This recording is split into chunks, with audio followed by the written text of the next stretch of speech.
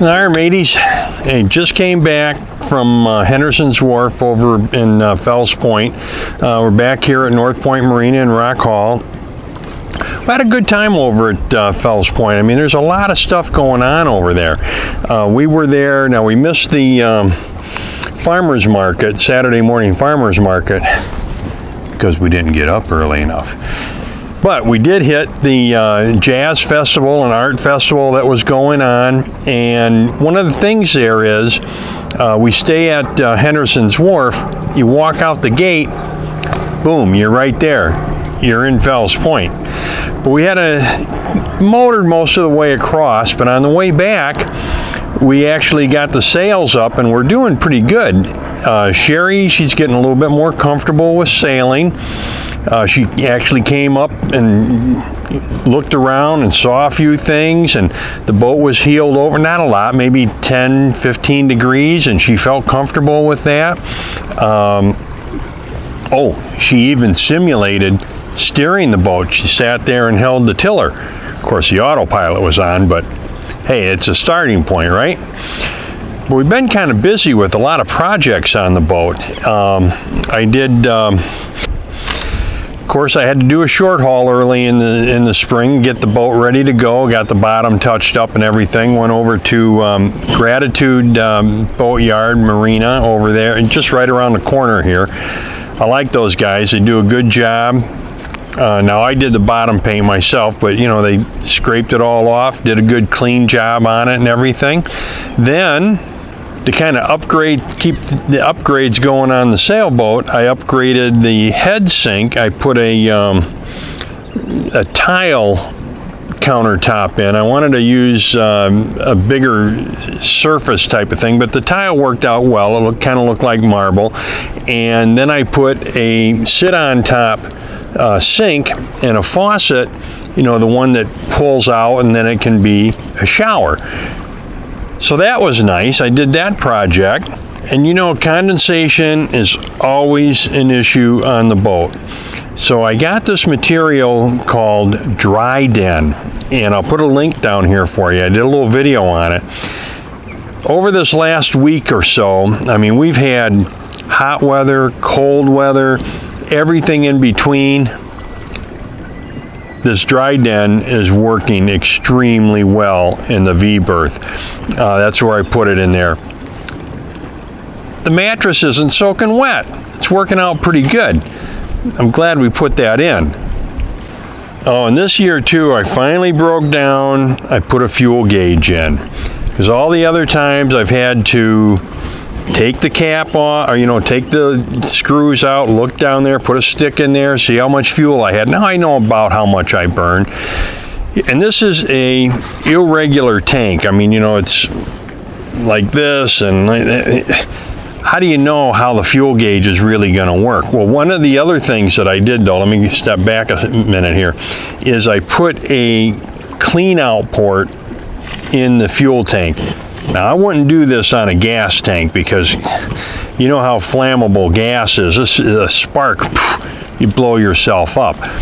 But I did a little video on this too. So I took all the fuel out, all the diesel fuel out, put the port in, and man, that was a mess. Then I added a little bit of diesel at a time, and I kept track of how much I was putting in, 5 gallons at a time, and I marked it on the fuel gauge, so now I have some idea of how much fuel I actually have, because you know, I'm more of a motor sailor than a sailor. Sorry guys, it's just the way it is. But I'm really happy I put that in. The next project I started, which, man, this just reaffirms that I should never be a carpenter. I'm building a hard Dodger. I got some of the angles cut. I did some of this. Now I just had another idea a couple days ago. It's not done yet. I'm going to put a little bit of an arch in there toward the back so it's not so square looking. I do have the top plywood fiberglass, so that at least that's waterproof. And you know, and that's another thing. With this weather we've had, I've had a hard time getting enough good weather to where I could actually work on this. At least now I have it so that when it's raining, depending on, you know, the angle of the rain, at least you can open the companionway door and not get soaked.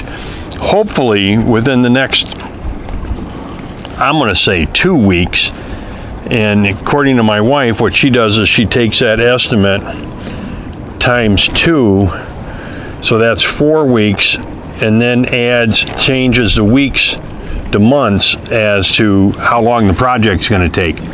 I don't think it's really that bad. Might be at times, but not always. So the good thing is we have had a chance to get out, go across to Baltimore. It's only 4 hours. 4 hours back. It was a nice time. Sherry's getting comfortable with the boat. Here at North Point, they put some new grills in, so the grilling is real, and grilling's always been nice, but now they've got some new grills in.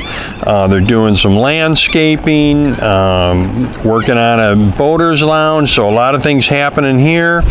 Over at Henderson's Wharf, a lot of good things going on over there. It's all floating docks or floating piers, and they're redoing that and putting more of that in.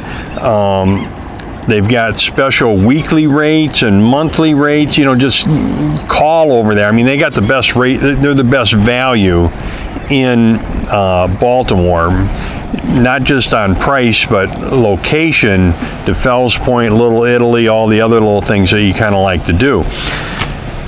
So that's kind of what's been happening. It's been a whirlwind week.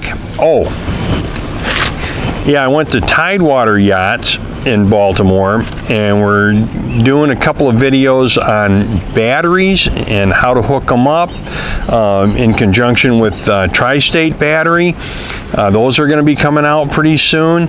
Very informative. I mean, a lot of that stuff just puzzles the hell out of me, even worse than this damn carpentry job I'm trying to do on this hard Dodger. But it's all part of the experience, learning, going through it, relaxing, working, going out for a sail, kicking back with a scotch, and relaxing. So until next time, guys, happy and safe boating to you, your family, and friends.